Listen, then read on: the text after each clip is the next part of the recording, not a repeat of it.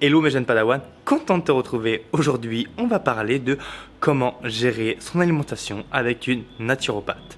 Donc ça va être une vidéo qui est hyper complète. Donc elle s'adresse à toi si tu as beaucoup de questions par rapport à l'alimentation et tu sais pas trop sur quel pied danser. Dans cette vidéo, tu vas apprendre énormément de choses. Donc je t'invite vivement à écouter jusqu'à la fin. Ce format-là, c'est un format que tu peux écouter aussi en voiture ou quand tu te balades par exemple, donc tu n'as pas besoin forcément de regarder la vidéo.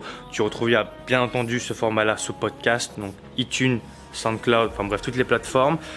C'est différent, c'est 100% ferme, je te remets juste ici le nom. De toute façon, tout sera dans la description, comme ça tu n'auras pas besoin de regarder ma tête. Et puis voilà, je pense que j'ai fait le tour et si tu viens de débarquer et que tu ne me connais pas encore, je m'appelle Thomas Jang, expert en perte de poids sans cardio et j'aide notamment les femmes à perdre du poids le plus simplement possible et sans frustration. Bref, j'ai fait le tour et je te dis bon visionnage. J'aimerais rebondir sur l'index glycémique. Oui. L'index glycémique, donc pour ceux qui ne savent pas l'index glycémique, tu peux expliquer rapidement. Bien sûr. L'index glycémique ou indice glycémique, c'est pareil, c'est un nombre qui révèle la capacité qu'a un aliment à faire monter ton taux de sucre dans le sang. Donc par exemple, si tu manges des épinards, du tofu par exemple, tu vas avoir un index glycémique proche de 0 parce que ça va très peu faire monter ton taux de sucre dans le sang. Le taux de sucre dans le sang, c'est ce qu'on appelle la glycémie. C'est pour ça qu'on parle d'index glycémique. Si tu manges une carotte crue, tu vas avoir un index glycémique, parce qu'en fait l'échelle est de 0 à 100, tu vas avoir un index glycémique de mémoire, tu vas être dans les 30, un truc comme ça, 30, 40 grand maximum, 40 peut-être. Mais si ta carotte, tu la cuis, tu vas monter dans les 70-80. En fait, cette échelle des aliments nous permet de comprendre quels sont les aliments qui vont faire monter notre taux de sucre dans le sang et quels sont les aliments qui vont permettre de stabiliser cette glycémie. Ce qu'il faut retenir, c'est que plus les aliments vont être cuits, et plus les aliments vont être dépourvus de leurs fibres, plus l'index glycémique va monter. Par exemple, une pomme, tu vas avoir un index glycémique de 25-30, mais si tu prends que le jus de pomme, c'est-à-dire que tu lui enlèves ses fibres, tu vas avoir un index glycémique proche de 80 parce que c'est que du sucre. Donc ça, c'est hyper important à comprendre parce que ça nous permet en fait de se dire, ok, en fait, dès qu'il y a des fibres, l'index glycémique diminue. C'est pour ça qu'on bassine tout le monde avec les fruits et légumes ou les produits complets, etc. Parce que c'est bourré de fibres et les fibres vont permettre de réguler. En fait, elles vont diminuer l'absorption, la durée d'absorption en fait Au contraire, elles vont augmenter la durée d'absorption des sucres. Donc forcément, la glycémie, au lieu de monter comme ça, elle va monter tout doucement et redescendre progressivement. Donc cet index glycémique est très important, mais il a des failles. En fait, on a très souvent dit l'index glycémique, voilà, pendant des années, on s'est basé là-dessus. Or, ça suffit pas.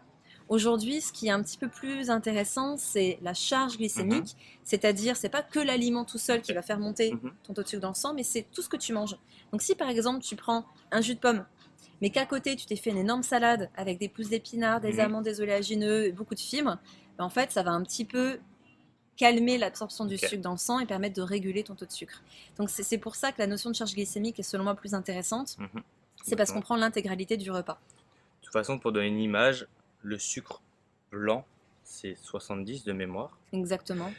Et le pain blanc, c'est plus de 70, c'est 90, quelque chose comme ça. Ouais, c'est assez, au niveau des échelles, pour avoir pas mal regardé beaucoup d'échelles, etc., c'est toujours assez aléatoire. Le sucre blanc, tu vas toujours être entre 70-80. Le pain, on va être dans ces mêmes eaux-là. Le glucose, c'est le maximum. Le sirop de glucose, c'est dans les 100. C'est pour ça que dans les produits ultra transformés, vous avez du sirop de glucose, fructose. Donc c'est ce qu'il y a de pire pour le corps, pour le foie, c'est ce qu'il y a de pire. C'est la meilleure façon de faire un foie gras d'ailleurs. Donc voilà. Et d'ailleurs, du coup, c'est un domaine aussi que j'aime bien, que j'affectionne. Pommes de terre, IGO. IGO, c'est-à-dire? Bah, pommes de terre, indice glycémique haute. Ah, oui, IGO, j'avais pas compris, je voyais le haut du haut. Oui, index glycémique haut, oui et non. Oui et non. En fait, la pomme de terre a un index glycémique moyen, mais c'est le mode de transformation de la pomme de terre qui va faire que ça monte. C'est-à-dire que plus elle est cuite, alors plus tu la cuis, plus l'index glycémique va monter. Si c'est des frites, clairement, tu as un index glycémique à fond les ballons. De toute façon, tout ce qui est surcuit est très nocif. Parce que tout ce qui va dépasser une température de 120 degrés au four, par exemple, tout ce qui est cramé, les frites, les biscuits, les biscottes, ce genre de choses, ou alors les composés un peu cramés qu'il y a sur les viandes, etc. Et également, ce qu'on va avoir dans le café, par exemple, tout ce qui est torréfié, En fait, c'est source d'acrylamides. Donc, tout ce qui est barbecue, machin, c'est Voilà, pareil. exactement. Et les acrylamides Fumée. sont des cancérogènes. Mhm. Alors, le tabac est bourré aussi Oui. d'acrylamides, donc faut faire très attention. Mais tous ces aliments-là vont être nocifs en plus pour la santé et favoriser certains cancers. Donc, il faut les limiter au maximum. Mais au niveau de la glycémie et donc de la sécrétion d'insuline, plus ta pomme de terre va être cuite, va être transformée, plus ça va monter. Mhm. Et la petite astuce que je donne toujours aux gens qui me consultent, c'est que si tu cuis tes pommes de terre à la vapeur Mhm.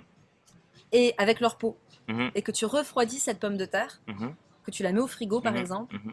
tu vas diminuer l'index glycémique de la pomme de terre. Ok. Pourquoi? Parce qu'en fait, l'amidon qu'il y a dans la pomme de terre va se Solidifier. figer, va Ouais. se solidifier, et les fibres, en fait, les sucres qu'ils contiennent vont devenir des fibres qui sont pas digérées par l'organisme, donc Ok. pas assimilées, Ok. et ces fibres vont à l'inverse nourrir le microbiote, c'est-à-dire Ok. nos bactéries intestinales. C'est-à-dire Ok. qu'on parle de fibres prébiotiques. Les prébiotiques Ok. nourrissent les probiotiques.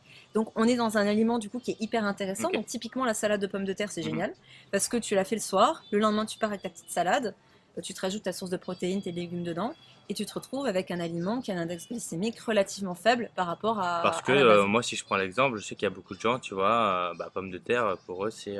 Voilà. Moi, je sais que. Bon, j'en ai déjà parlé, mais d'ailleurs, je sais pas si tu regardes aussi l'indice de satiété, mais pommes de terre, c'est. C'est Enfin, hyper satiétogène. tu manges 3 pommes de terre, t'es Exactement, comme ça, quoi. Alors exactement. que. J'en avais parlé dans un de mes posts justement pour dire, les gars, mangez des pommes de terre parce qu'au bout d'un moment, faut y aller, tu vois. Mais il y a beaucoup de gens qui disent, ouais, mais c'est haut, du coup, etc. Ils font un peu l'amalgame, etc. Et, Alors, on va calmer tout le monde, je vais te dire. L'index glycémique, c'est bien beau. Je parlais de charge glycémique, mais il y a un autre facteur qui est hyper important, c'est l'indice insulinique. ouais. C'est-à-dire la capacité qu'a un aliment à faire monter ton insuline. Et là, ça va en surprendre plusieurs, surtout dans le fitness. La viande, surtout la viande rouge et les produits laitiers, Mhm. lait, yaourt, Mhm. caséine, etc., Mhm. ont un index insulinique énorme. Mhm. Ça veut dire que tu peux manger, tu enlèves tes pommes de terre, tu enlèves tes bananes, etc. En prenant ta whey ou en mangeant ta viande, Mhm. tu vas avoir une sécrétion d'insuline beaucoup plus forte que si tu avais mangé une pomme de terre. Mhm. Donc là, ça remet tout le monde, ça calme tout le monde en Mhm. fait en général, Mhm. parce qu'on se rend compte que le corps est bien fait. Pour moi, il y a une intelligence en fait au niveau du corps Mhm. qui est incroyable. C'est-à-dire que l'insuline, on dit souvent, c'est l'hormone du stockage, c'est ce Mhm. qui nous fait stocker, etc. Alors je m'explique. L'insuline, dès qu'il y a une sécrétion d'insuline, que ce soit produits laitiers, viande ou alors les aliments céréaliers, sucrés, Mhm. etc., l'insuline va monter. Pourquoi? Parce qu'elle va prendre le sucre qu'on a mangé, qui est dans le Mhm. sang, pour l'amener à la cellule, parce que la cellule, elle a besoin d'énergie. Mhm. Et sans insuline, la cellule, elle reste un peu fermée. C'est très imagé ce que je dis, mais c'est ce qui se passe Oui. en fait. Et l'insuline, elle va avoir ce rôle d'aller toquer à la cellule pour dire Mhm. cocotte, c'est l'heure du casse-croûte, on peut manger. S'il n'y a pas de sécrétion d'insuline, cette nutrition cellulaire, elle va se faire difficilement. Mhm. Donc, dans Donc, le du cadre coup, de la perte de poids, c'est intéressant. mhm. C'est pour ça que le jeûne intermittent est très bien. Il y a zéro sécrétion d'insuline Mhm. et on va les déstocker. Mais pour se nourrir et assimiler les nutriments, la sécrétion d'insuline est importante. Mais à l'époque, au paléolithique ou même dans les régimes où il y a zéro sucre, qu'est-ce qui fait qu'on arrive quand même à se nourrir? C'est qu'il y a quand même une sécrétion d'insuline qui ne dépend pas forcément des sucres, Mhm. mais qui dépend de certains aliments qui vont faire monter. Donc, on va avoir la viande, les Mhm. produits animaux et surtout les produits laitiers. Et quand on regarde les régimes dans le monde, Mhm. on va se retrouver avec des régimes où il y a beaucoup de viande. Par exemple, le régime cétogène, il y a de la viande. Mhm. C'est pas un problème parce que l'insuline va quand même être sécrétée en Mhm. petite Mhm. quantité pour assimiler au moment du repas ce qu'on lui apporte. En Inde, les produits laitiers étaient très très présents, mais Mhm. c'est simple, ils mangeaient pas du tout de viande, ils ont toujours été végétariens. Donc il y avait à la fois cet apport de protéines et une meilleure sécrétion d'insuline Mhm. peut-être. Et au final, il y a une espèce de sagesse quand tu regardes dans les traditions des aliments qui ont été utilisés pour avoir une sécrétion d'insuline normale, bien assimiler les nutriments. Mhm. Et ça, en fait, il faut le prendre en considération. Et donc, quand on me dit, voilà, moi, je mange pas de patates, je mange pas de bananes, mais je prends de la whey, etc. Mhm. En termes de sécrétion d'insuline, ça revient au même. Après, du coup, regarde, si on prend le raisonnement, insuline égale assimilation. Ah oui, Assimilation, voilà. exactement. Donc, qui dit entraînement dit phase de. De croissance musculaire, mais bien Donc, sûr, tu vois, donc bien c'est pour sûr. ça que, tu vois, moi j'aime bien dire que, bon, maintenant, voilà, beaucoup de gens disent, voilà, l'insuline c'est un peu diabète de type 2, etc. Enfin voilà, beaucoup de gens ont peur. Bien sûr. Après, je me dis, quand tu fais un sport comme la musculation ou tu as besoin du coup, après un effort, d'assimiler, Et ben là, c'est génial. tu vois. Et du coup, c'est pour ça que je dis aux gens, mais en fait, voilà, mettez les choses dans le contexte. Exactement. Et voilà, pour quelqu'un qui fait un sport, assimiler plus rapidement, ça veut dire tu récupères mieux, Tout à fait. Mais tu vois. c'est pour ça d'ailleurs que la whey, quand tu regardes les échelles d'assimilation Mhm, des protéines, la whey est tout en haut. La whey, la mhm, protéine de blanc d'œuf, mhm, c'est des protéines qui sont ouais, très bien assimilées. Mais tout simplement parce que, notamment la whey, va générer une sécrétion d'insuline ouais, qui va favoriser ouais. aussi son assimilation. Il y a aussi bien sûr ces rapports en acides aminés, etc., qui sont très bien, donc forcément on va mieux l'assimiler, il n'y a pas que ça. Mais vu qu'on parle d'insuline, je fais le focus là-dessus. Et en l'occurrence, oui, c'est ce qui permet, ceci explique cela en Ouais, fait. Donc ouais, comme ouais. tu dis, prendre ta whey à la fin d'un entraînement quand il faut vraiment nourrir l'organisme, ok. Quand bien même, moi, mes sportifs qui font de l'endurance, je leur conseille pas un shake protéiné juste après l'entraînement parce qu'en fait en fait là c'est surtout pour les personnes qui font de l'endurance. Pour eux ça va être beaucoup plus intéressant d'avoir une alimentation qui optimise leur régénération Mhm, et qui permet à ces personnes de s'entraîner plus souvent. mhm. Quand tu es en phase de croissance musculaire et quand tu fais un sport dans le Ça- fitness comme toi, ça va être différent. On va prendre de la whey droit derrière parce qu'on veut vraiment nourrir le muscle. ouais. L'endurance, j'ai un discours qui est contraire, c'est-à-dire que je conseille aux personnes de bien s'hydrater après l'effort, Mhm, mhm, d'avoir plutôt par exemple un jus de légumes, mhm, de l'eau de coco, mhm, quelque chose qui va vraiment apporter beaucoup d'électrolytes, mais pas de prendre des protéines tout de suite parce que les mhm, protéines vont en fait déshydrater mhm, en partie. Donc chez un bodybuilder, c'est pas trop gênant parce qu'en général, il a des plus longues phases de récupération. Mais chez quelqu'un qui fait de l'endurance, ça va être plus intéressant d'attendre 2 heures pour prendre un shake de protéines s'il veut ça ou mhm. une alimentation très protéinée parce qu'il va d'abord bien se réhydrater, il va ensuite manger sa protéine et se régénérer et il sera plus en forme pour son entraînement le lendemain. Bah, après aussi d'ailleurs, enfin, tu vois, en soi, si tu compares les deux sports, t'en as un qui est beaucoup plus, entre guillemets, glycolytique, où il va Bien beaucoup sûr, taper. La musculation tape pas dans le glycogène, c'est clairement clair. pas. Mm. Alors que l'endurance, je parle sur un endurance longue ou moins longue, forcément, tu Bah, as bien sûr. besoin un peu plus de glucides, entre guillemets, pour bah voilà, hein, refaire tes stocks, etc., enfin, améliorer tout ça. Alors que nous, en musculation pure, on tape zéro, Et enfin, oui, c'est zéro. deux sports qui sont complètement En différents. termes voilà, de glycogène, nous, enfin, il se passe rien. C'est pour ça qu'on n'a pas besoin de manger autant de glucides. C'est pour ça que je dis Exact. aux gens, bah ouais, non, si tu manges des protéines après ton effort, et encore, fenêtre anabolique, blablabla, comme je dis souvent, si tu as ton apport, et encore, c'est vraiment si tu es hyper expert où tu vas pouvoir faire attention parce que tu t'entraînes plusieurs fois dans la journée, donc là, C'est voilà, faut différent. optimiser, mais pour le mec lambda qui check plus vite que son ombre, Mm. ouais, non, les gars, tranquille, enfin, moi je check pas, tu vois, je prends pas de protéines en poudre, Mm. pas pour autant que je suis tout mince, c'est juste Non, parce non, que, loin de là. Je le vois à l'espace de coworking, torse nu en train de travailler, il fait 2 fois mon corps. ah, mais c'est juste, tu vois, je sais pas, les gens, ouais, non, mais il y a ouais, ils mélangent beaucoup, tu vois. En fait, c'est compréhensible. C'est compréhensible parce que quelqu'un qui n'est pas expert, en fait, il va aller sur Instagram, il va aller sur les réseaux et il va voir plein de choses. Et parce qu'il veut bien faire, parce que Mhm, l'intention, elle est toujours bonne à la base. La personne, elle veut bien faire pour son corps, elle se dit, ah bah j'ai vu que telle personne, il fait ça, enfin, telle personne fait ça, donc s'il fait ça, ce sera bon pour moi aussi. mhm, Alors qu'en fait, ça complexifie énormément la chose, c'est ce qui fait que les gens lâchent, mhm, c'est ce qui fait que on se dit bon c'est pas pour moi, c'est trop complexe, alors que non, ça peut être très simple. Moi je suis comme toi, un sport amateur et faire 5 heures de sport par semaine c'est amateur. mhm, T'as pas besoin de chèque mhm. protéiné, t'as pas besoin de te dire faut absolument que j'ai 3 derrière mon sport je prenne mon Ah, chèque. ah, ah. Non, déjà les chèques on reste sur des produits ultra transformés, Mhm, faut pas l'oublier. mhm, Après dans certaines conditions et pour des entraînements de haut niveau ça peut être des super aides, je dis pas le contraire, mais encore une fois, quoi, faut faire preuve d'un peu mhm, de ouais. bon sens. On se rend compte aussi que dans l'assimilation des protéines, c'est bien mieux de les mettre dans un même Mhm, repas. Donc il vaut mieux à la limite se dire, voilà, je me fais la blinde de protéines à mhm, midi parce qu'on a un feu digestif qui est plus fort, on va mieux mhm, les digérer mhm, parce qu'on les aura bien mastiqués, etc. aussi.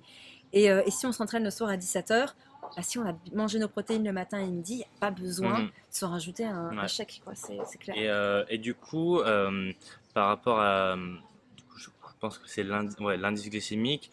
euh, alors,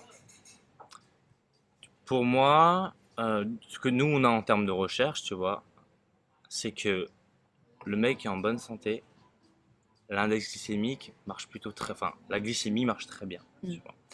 Et que pour un mec qui est en mauvaise santé, là, il devra faire un peu plus attention à justement ça, vu que son corps fonctionne pas très bien, parce qu'un corps qui est en surpoids, c'est un corps qui fonctionne pas bien. Hein. Oui, qui n'est pas Et, optimisé. et voilà, parce que maintenant, voilà, il y a beaucoup de choses par rapport à l'indice glycémique. Les gens, ils parlent de ça comme, enfin, tu vois, ça part dans tous les sens. Et nous, ce qu'on a en termes de recherche, je parle dans le monde du fitness ou méta-analyse, etc., c'est que globalement, si déjà tu es en bonne santé, l'indice glycémique, bon, bah, ça se passe bien. Après, je parle pas des produits ultra transformés, tu vois, je parle vraiment, comme je te dis, pommes de terre, IGO, enfin, cuit, pas En technique fonction, froide, machin chouette, tu vois, vraiment, carottes cuites, pareil, un IGO, comparé aux épinards ou aux tomates, tu vois. Et moi, je dis souvent, voilà, enfin, de ce qu'on a en termes de recherche, IGO, IG bas, en termes de résultats sur ta perte de poids sur des aliments naturels, nous, ce qu'on remarque, c'est que en termes de perte de poids, on est à peu près pareil. Tu vois. oui, peu importe l'alimentation. Mais pourquoi? C'est très simple. Euh, je vais faire le comparatif avec la diététique, où on était vraiment dans une vision très réductionniste de l'aliment. La diététique, ça a beaucoup servi aux industriels, parce que du coup, ils mettaient sur leur paquet protéines, glucides, lipides, et peu importe les ingrédients qu'il y a dedans, tant qu'il y a protéines, glucides, lipides, on est bon. Mais c'est hyper réductionniste, parce qu'il y a quelque chose qui est très cher à la naturopathie. On dit toujours, le tout est plus que la somme des parties. C'est-à-dire que un peu de sirop de glucose avec un peu de protéines whey et un petit peu de fibres de scie, etc., c'est pas pareil que ton morceau de fromage ou que tes épinards ou que ton blanc de poulet. Ça n'a rien à voir. Parce que la matrice de l'aliment a beaucoup plus d'impact sur nos cellules, sur le fonctionnement de notre corps, sur la régulation de la glycémie, etc. Bah déjà, la matrice d'un produit transformé, c'est cut. Ah oui, il y a même plus de matrice, exactement. Ils prennent un tout et ils mélangent et ils t'envoient forcément. C'est comme si vous avez, on a une photo de toi et on a un Picasso de toi. Les éléments, ils sont là, mais ça n'a rien à voir. Voilà, c'est exactement ça en fait. Donc, le problème qu'il y a avec l'index glycémique, c'est on a commencé à non plus parler diététique, mais parler de nutrition santé, parce que c'est l'un des piliers de la nutrition santé. J'y reviendrai après si tu veux sur les autres piliers. Mais du coup, on a fait que le focus là-dessus et on a fait du réductionnisme avec quelque chose qui à la base se veut global. Et c'est dramatique parce qu'aujourd'hui, on va se dire, oui, si ton index glycémique et voilà, si tu as mangé ta carotte cuite, c'est pas bien. Mais non, en fait, parce que c'est l'ensemble de ton alimentation qui va jouer un rôle, enfin, qui va agir. C'est systémique, en fait. C'est tout interagit en permanence. Si tu manges que des carottes crues, l'index glycémique est bas. C'est un légume, c'est riche en fibres, mais il va y avoir un problème. Au bout d'un moment, tu vas manquer de protéines, tu vas manquer d'acides gras, etc. Si en revanche, tu manges des carottes cuites de temps en temps, des pommes de terre et je mange des frites et tout va bien, mais je le fais de temps en temps. Je vais manger énormément de légumes à côté. Je vais pas boire de jus. C'est toujours une question de balance, de logique, d'équilibre en fait. Donc je pense que le gros problème qu'il y a, c'est que quand on commence à tergiverser sur des sujets, c'est parce qu'on est en train de partir sur du réductionnisme alimentaire et on en oublie ce côté global de l'alimentation. Moi, ce que je dis souvent aux personnes que je coach, mes élèves, c'est s'ils partent dans des débats, la question que je pose, c'est est-ce que tu manges bien? Est-ce que tu t'entraînes déjà? Oui, tout à fait. Si tu ne manges pas bien et que tu t'entraînes pas, arrête de penser à des tu sais, est-ce que je dois manger une banane ou pas? Est-ce que je dois manger une pomme de terre? Exactement. Est-ce que tu manges équilibré? Est-ce que tu manges de manière, entre guillemets, la plus naturelle possible, donc avec des aliments voilà, vivants, etc. Est-ce que tu fais du sport? Donc arrête de... mais vraiment, j'ai des gens qui me disent, non mais Thomas, je suis bloqué, je sais pas si je mange une pomme de terre ou pas, parce que je vais grossir, on m'a dit que les pâtes, machin, les légumineuses.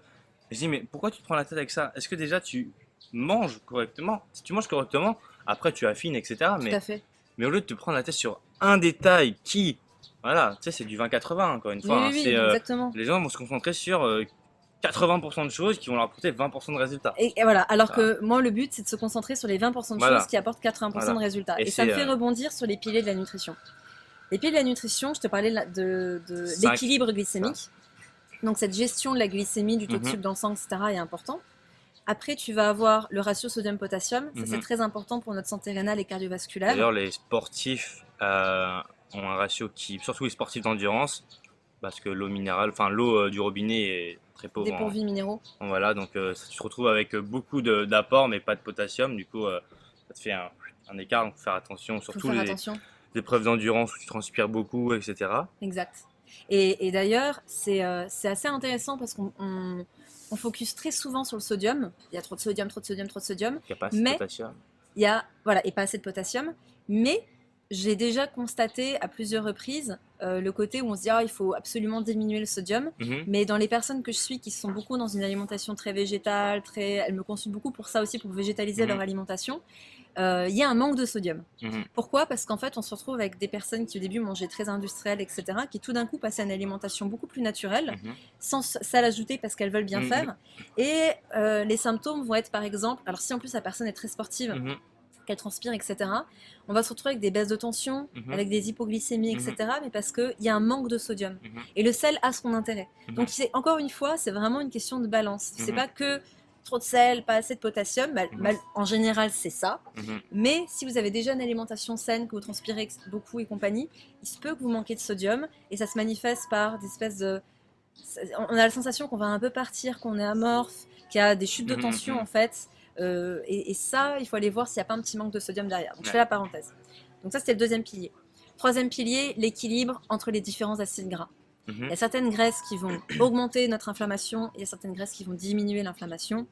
Ça, c'est un pilier qui est extrêmement important Donc, petit rappel, du coup, pour ceux qui ne connaissent pas, donc, tu parles acide gras saturé, polyinsaturé. Voilà, polyinsaturé, monoinsaturé, mais ce qu'il faut retenir, c'est graisse saturée, oméga 6, oméga 3.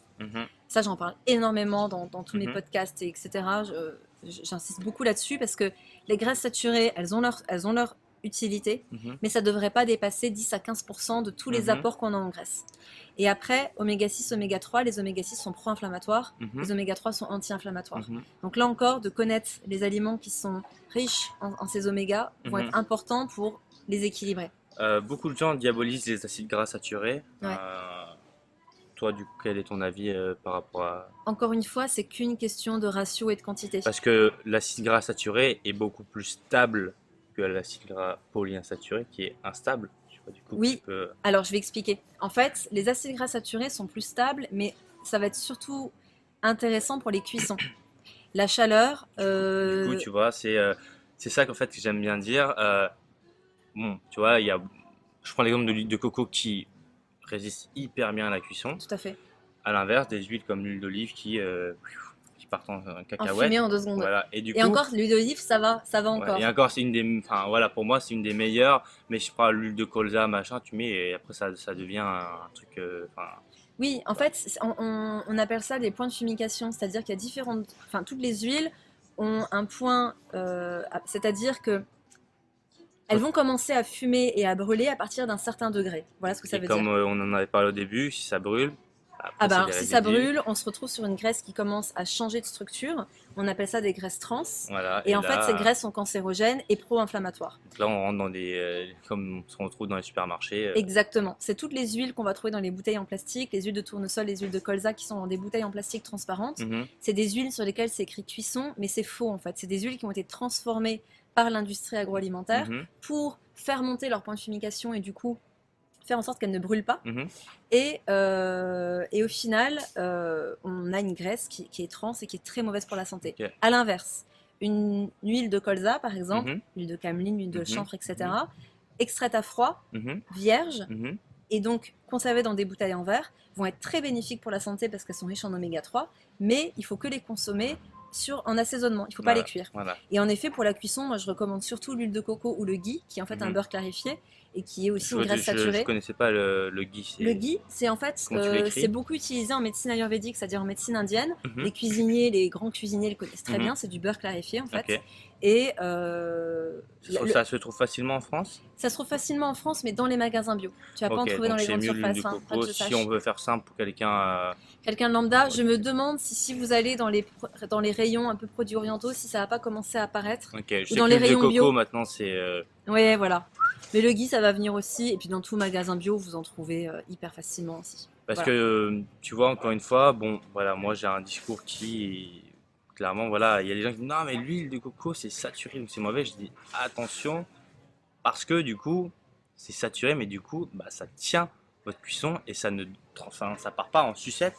Et alors que, voilà, quand je prends l'huile de tournesol, qui est une des huiles les plus utilisées dans la restauration et en cuisine, on y va.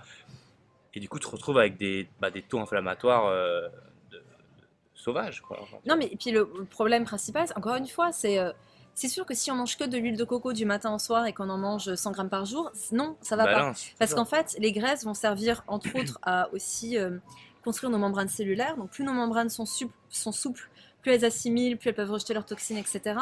Et en fait, parce que les cellules, c'est comme nous, elles mangent et elles sécrètent des déchets. Mais il faut que leurs membranes soient souples pour qu'elles communiquent entre elles aussi. Et du coup, l'apport de graisses polyinsaturées, monoinsaturées et notamment d'oméga 3 va fluidifier ces membranes, va fluidifier aussi notre sang. C'est très important. Donc, graisses saturées en petite quantité, je parlais de 10-15% de tous les autres apports en graisse, mais c'est la meilleure pour cuire. Et le problème, encore une fois, on fait du réductionnisme alimentaire. Oui, graisse saturée, c'est pas bon. Ben non, ça dépend du contexte. C'est pas bon si on en mange trop. Ça dépend, c'est pas bon si on ne mange pas suffisamment d'autres graisses. Par contre, c'est très bon si on en mange en petite quantité et qu'on l'utilise pour la cuisson. Ouais, voilà. Donc, troisième pilier, acides gras. Quatrième pilier, nutrition santé, pour finir sur ça, apport de micronutriments, vitamines, minéraux, oligo-éléments. Et cinquième pilier, éviction des xénobiotiques. Les xénobiotiques, c'est tout ce qui est contraire à la vie, polluants, pesticides, herbicides, résidus médicamenteux et tout le tintouin. Et en fait, tout à l'heure, on parlait de ce ratio, en fait, faire 20% d'efforts pour 80% de résultats. Ça, c'est le nerf de la guerre pour moi et je fais tout pour ça aujourd'hui. Même ce que je prépare en ligne en ce moment, c'est vraiment pour apporter ces piliers-là qui apportent 80% de résultats. Je m'explique. Par exemple, aujourd'hui, j'ai beaucoup de personnes qui me disent j'ai des migraines, j'ai des troubles ostéo-articulaires, j'ai des syndromes prémenstruels, etc., etc. Et qu'est-ce que je dois faire? C'est quoi la cause? En fait, il faut comprendre que c'est multifactoriel. On parlait du stress, un mauvais sommeil, un foie en mauvaise santé, un système digestif qui est perméable, c'est-à-dire un intestin qui est perméable, des mauvaises combinaisons alimentaires. Il y a en fait énormément de facteurs qui reviennent dans beaucoup de symptômes, dans beaucoup de maux chroniques. Et si on n'agit pas sur toutes ces choses-là, ça sert à rien d'aller chercher les 20% qui vont être les choses très spécifiques. Et en fait, ce que j'essaie vraiment d'expliquer aux gens, c'est commencer par ces piliers qui sont la base de la base chez tout le monde et qui vont vous faire disparaître 80% de vos symptômes, et je pèse mes mots. Et pour les 20% restants, là on va aller sur des protocoles spécifiques. On rejoint les personnes qui disent oui, ma pomme de terre, ma banane, c'est pareil, commence à t'entraîner à manger sainement et après on ira titiller avec les 20% restants. Ouais, c'est ce que je dis dans mon programme d'ailleurs, Mince sur son cardio, où je dis justement j'ai les piliers de ma méthode où je dis voilà les gars, du coup surtout les femmes, ça va être les piliers. Vous vous concentrez sur ça. Donc je leur dis comment avoir plus de résultats en faisant moins d'efforts. Parce que mettez focus là-dessus. Ouais, et soyez efficace. Ça sert à rien de passer votre temps à éplucher tous les magazines de santé pour regarder si il faut mieux manger une pomme de terre ou une courgette ou une tomate ou voilà. Non, mange des tomates, des courgettes et sois constant. Voilà. C'est la base de la base aussi, la constance, la régularité. C'est vraiment ce principe de efficacité, être efficace. Arrêtez de perdre votre temps avec des choses qui sont what the fuck, qui vont être intéressantes pour quelqu'un qui est déjà au top, tu vois, et qui vraiment veut aller chercher le parfait. Voilà, le côté, les 20% restants, ça touche très peu de personnes en fait. C'est vraiment pour aller trouver le truc pour optimiser, mais il y a tellement de choses à faire avant. Donc et malheureusement, ce que je constate aussi, c'est qu'il y a beaucoup de personnes qui ont commencé par les bases, mais très rapidement, qui après se perfectionnent, mais à force de se perfectionner et d'aller chercher les choses très pointilleuses ou les choses très précises, elles vont en oublier les bases. Et ça, je le vois énormément. Je le vois énormément, même en consultation, par exemple, même chez des collègues thérapeutes, où des fois, c'est comme le nez au milieu de la figure, la personne elle a vraiment un truc de base sur lequel elle doit travailler, mais vu qu'on est expert et qu'on est tellement dans le côté spécifique, on va aller chercher le virus, le microbiote, etc. Alors qu'il y a peut-être des choses plus simples à mettre en place avant et plus accessibles pour la personne aussi. Ouais, c'est pour ça que moi j'essaye de vulgariser entre guillemets le plus possible, tout en restant conscient. Tu sais beaucoup de choses, mais tu vas pas tout dire pour éviter de faire valser tout le monde. Bien sûr. Et c'est hyper important justement de pas rentrer dans des délires des délires hyper poussés de nutrition, etc. avec des gens qui sont là en mode ouais mais les gars, moi je voulais juste perdre du poids dans l'histoire. Pourquoi vous me parlez? Tu vois, tu vas lui dire le 20% qui va lui permettre d'avoir 80% de ses résultats. Et voilà, après tu dis arrête de te prendre la tête avec ça, avec ci, avec machin, avec est-ce que je fais du sport le matin, le midi, le soir. fais du sport. Et encore une fois, là, le stress est aussi très important parce qu'en fait, la vision qu'on a de notre corps, les pensées qu'on porte sur nous-mêmes et le stress qu'on peut se mettre par rapport à notre alimentation et à nos entraînements peut bloquer l'arrivée des résultats. Ça, c'est quelque chose que je vois beaucoup aussi, c'est-à-dire qu'on met... En fait, on pense alimentation, on pense entraînement, on pense complément, on est tellement là-dedans qu'en fait, il y a quelque chose qui joue plus en fait. On se met un tel stress que forcément, il y a quelque chose qui bloque. Qu'est-ce qui fait qu'il y a j'ai tellement de personnes qui me disent, Purée Lisa, j'ai mangé n'importe quoi pendant 3 semaines, j'étais en vacances, mais j'ai perdu 3 kilos. Oui, mais en fait, t'as juste lâché prise. Et ça, il faut pas l'oublier. Moi, forcément, j'ai une vision, que ce soit avec la nutrithérapie ou avec la naturopathie, j'ai une vision holistique, c'est-à-dire globale. J'ai une vision autre que physique du corps humain. Nos pensées, notre corps mental, causal, énergétique impactent énormément notre corps. Self-talking. Ouais, exactement. Et du coup, il faut pas l'oublier. Hyper important pour moi, clairement, ouais, c'est comme tu dis, l'aspect global holistique, c'est important. Et le self-talking, qui est pour moi un des... parce que, comme je dis souvent, ce que tu dis, ça va se passer dans... Ça va se passer en fait. Ce que tu penses, ce que tu dis, voilà. Comme on me dit souvent, moi je pense que je vais pas réussir. Et on me pose cette question, je lui dis, bah tu vas pas réussir, effectivement.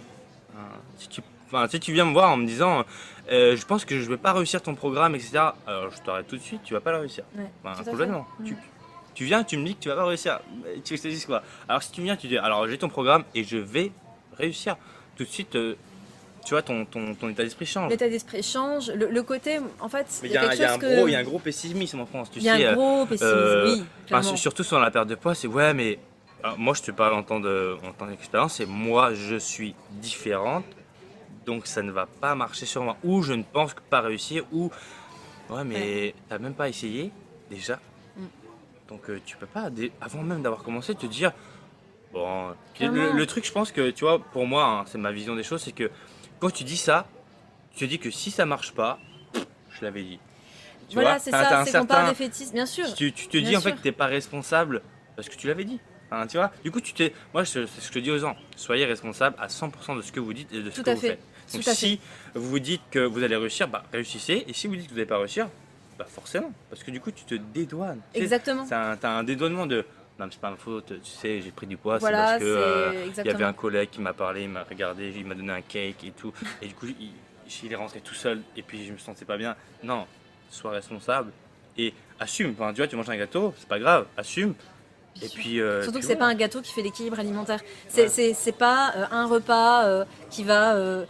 Qu'est-ce qui fait qu'il y ait des personnes qui sont très sèches, très sculptées, qui ont un poids de forme idéal, ça, etc. C'est mon secret, ça. Attendez, non, mais et qui font Noël comme tout le monde, qui ont des anniversaires comme tout le monde, qui ont des mariages comme tout le monde. C'est la constance, c'est la régularité. Donc il faut arrêter avec ça. Et après, en fait, moi ce que j'aime bien dire aux gens, c'est que des fois il peut être difficile pour les personnes de se dire je m'aime, je m'apprécie, je vais y arriver, etc. C'est trop dur et je peux le comprendre. Par contre, de se dire, je vais donner le meilleur de moi-même. Je vais donner le meilleur de moi-même parce que je sais que je peux me dépasser, je peux y arriver. C'est plus facile à dire et ça change complètement parce qu'on peut se dire, ok, ce sera peut-être pas parfait et on s'en fout d'être parfait, c'est pas le but. Mais c'est vraiment, je vais donner le meilleur de moi-même. Ouais. Et c'est même quelque chose que je me dis beaucoup à moi parce que, comme on le disait tout à l'heure, plus tu deviens expert dans un domaine, moins tu as l'impression d'en savoir.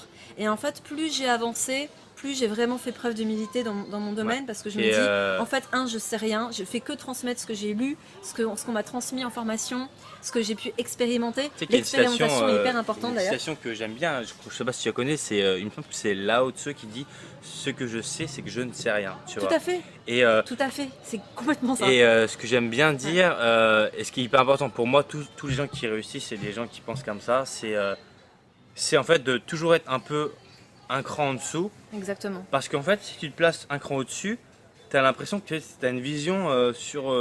En fait, que tu es supérieur. Oui, puis tu en perds ton objectivité voilà. aussi. Et donc, c'est pour ça que c'est une citation qui est hyper intéressante. C'est vraiment toujours, en fait, ouais, limite, voilà, toujours se mettre un cran en dessous des personnes pour justement pouvoir analyser le truc, tu vois, et te dire, ok, d'accord. Et du coup, toi, t'es pas en leader et t'es pas là en train de dire bon j'ai dit ça. Exactement. Et vous écoutez et tout coup toi t'es en dessous et tu te dis d'accord et tout. Tu vois. Et c'est moi j'aime bien faire ça, ce côté vraiment voilà. Pour moi plus quelqu'un Et est prendre du recul. voilà toujours avoir cette C'est la base humilité. c'est la base de comment faire le tri entre une bonne et une mauvaise information. Quelqu'un qui est quelque chose qui est trop sûr de soi. Quand il y a un manque de tempérance dans le discours, selon moi, on est typiquement dans la personne qui, selon moi, a expérimenté, a trouvé sa vérité à elle, mais c'est pas une vérité pour tous. On est tous différents, il n'y a pas de vérité dans la nutrition, et je pense qu'il faut bien prendre conscience que imposer quelque chose à quelqu'un d'autre, c'est une attitude dogmatique, et que qui est très mauvaise. Et voilà, et en fait, ça peut que apporter de la culpabilité, parce que il y a certaines personnes pour qui ça va marcher du feu de Dieu. La personne va se dire, waouh, le mec, il sait, il y a plein de gens qui ont des résultats, mais si ça marche pas sur moi, il y a une baisse de l'estime de soi, de la confiance en soi, il y a une perte de motivation incroyable, on ne se rend pas compte des dégâts que ça peut avoir. Donc quand il y a des discours qui sont trop sur d'eux, trop c'est comme ça, point barre, en fait il faut s'en éloigner. Pour moi il faut s'en éloigner. C'est pas qu'il a mal fait, il a bien fait pour lui, ça va aider des personnes qui correspondent, qui ont le même profil, le même tempérament, mais ça va pas correspondre à tout le monde. Donc d'avoir cette notion de tempérance c'est hyper important. Et des fois, voilà, de se dire, je vais donner le meilleur de moi-même. Oui, c'est ce dont je parlais tout à l'heure. Moi-même, que ce soit dans mon métier, dans les formations que je propose, dans les podcasts, etc. J'ai eu beaucoup aussi au début ce syndrome de l'imposteur de me dire, mais mince, qui je suis pour parler de ça? Et en fait, à un moment donné, c'est de se dire, mais je donne le meilleur de moi-même. J'essaie de tempérer mon discours. Moi, je n'ai jamais eu ce syndrome. Je m'évolue, mais tant mieux, je pense que c'est des tempéraments. Tant mieux, c'est génial et je pense que c'est ce qui fait que ça fonctionne, etc. Je pense qu'il y a beaucoup, notamment de thérapeutes qui sont dans cette problématique où on se dit toujours, mince, mais est-ce que j'en sais assez? Mais on n'en saura jamais assez et tant mieux. Oui, non, et tant mieux. Mais voilà, que chacun partage son analyse, partage son expérience.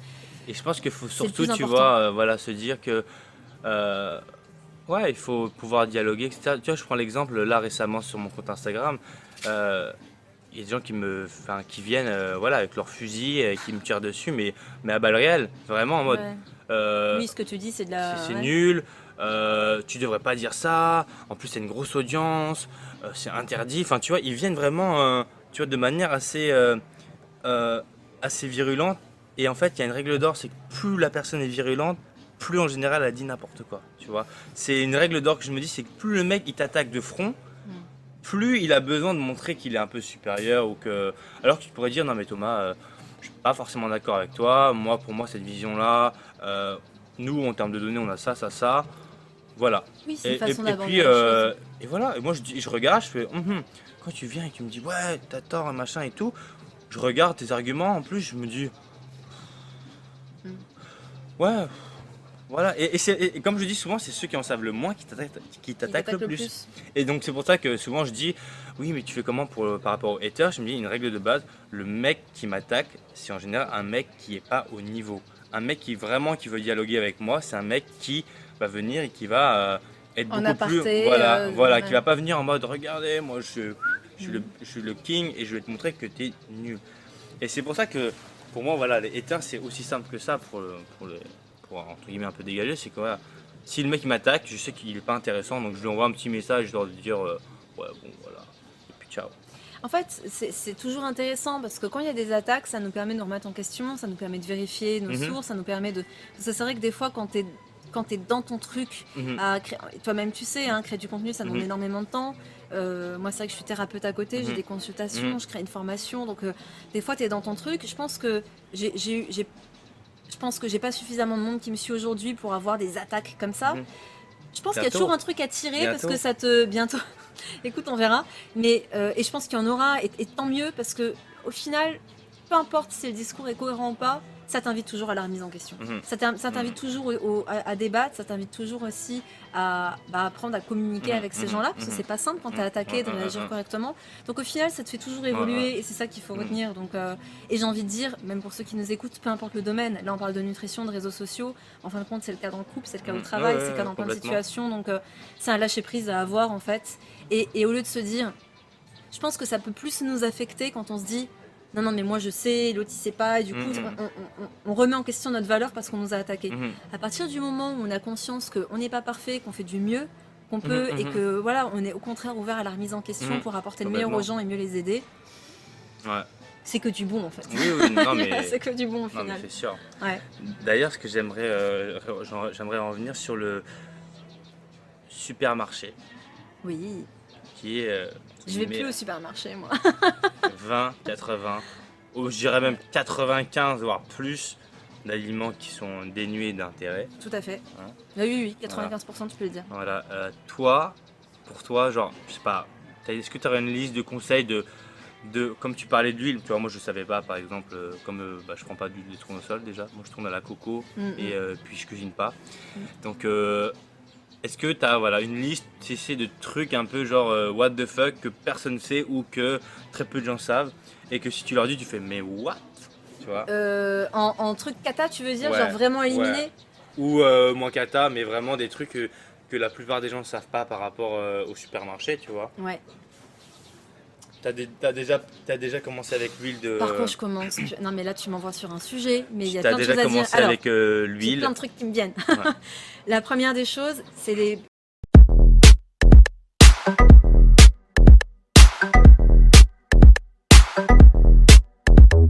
Et voilà, c'est maintenant terminé. En tout cas, je te remercie de l'avoir regardé, de l'écouter. Enfin bref, je sais pas où tu es, mais j'espère qu'en tout cas, tu auras appris pas mal de choses. Donc n'hésite pas à me donner ton feedback juste en dessous. Un petit like qui fait toujours plaisir, le petit pouce jaune. Et bah, d'ici là, je te dis à la prochaine. Pense à activer les notifications. Et d'ici là, porte-toi bien. Ciao, ciao.